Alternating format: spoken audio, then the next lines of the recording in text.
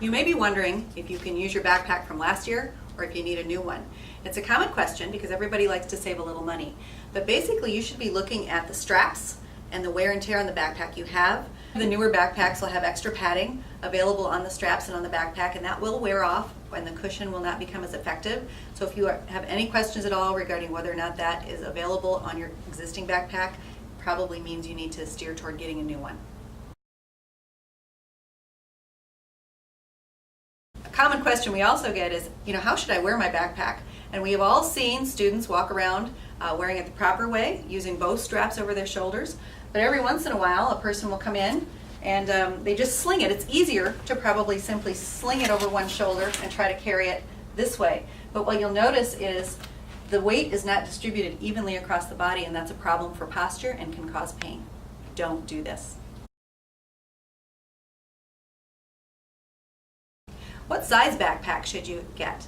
They do come in different sizes, and probably the most frequent problem that I see is when a younger child, say a kindergartner, goes to get their first backpack and they're very excited and they pick out this great grand backpack that hangs down to their knees.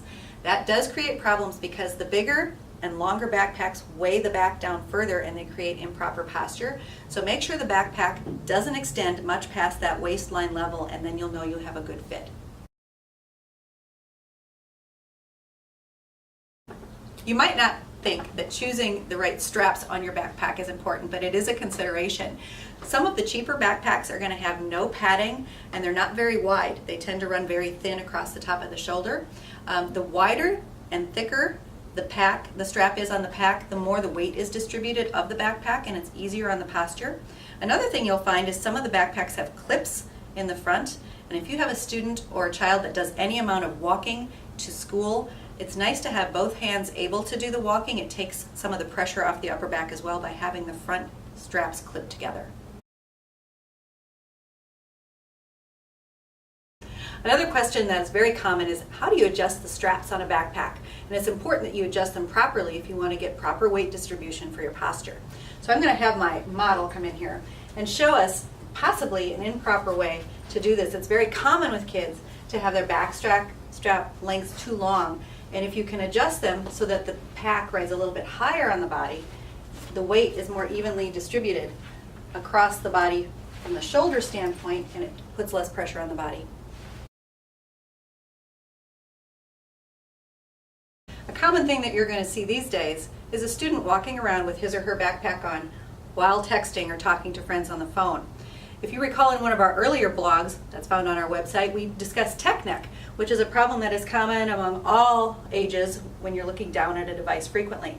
It's even worse when you're wearing a backpack, because if you look at the angle of the head while a person is having their head down looking at their device, if you add the extra weight of the backpack in the back, it accentuates the problems with the posture and causes more neck strain than if you weren't looking at your device at all. So don't walk around with your backpack heavy looking at your phone. Sometimes weight distribution within the backpack itself is very important, and there are some heavier items that we have to key in on here. Many students have technology that they use at school, including a Chromebook or a laptop, and another heavier set of books like a large geography or a geometry book that gets nice and thick and weigh a lot of pounds. The center of gravity of your body is an important area that's designed to carry more weight. So the closer you can get the heavier items to your actual back or spine, the less leverage you put on straining the back. So make sure those heavier items are closer to the spine within the backpack.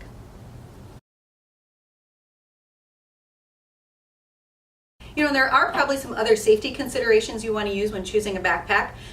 Certainly spine pain and neck pain are always a consideration when we're talking about our youngsters. But let's also look at reflectivity and visibility with a backpack. Many of your more deluxe backpacks are going to have built-in reflector systems, and it's nice if your student or your child is walking in a dusk environment. And also those brighter, more vivid backpacks are more visible. So it's just safer to have a backpack that is brighter.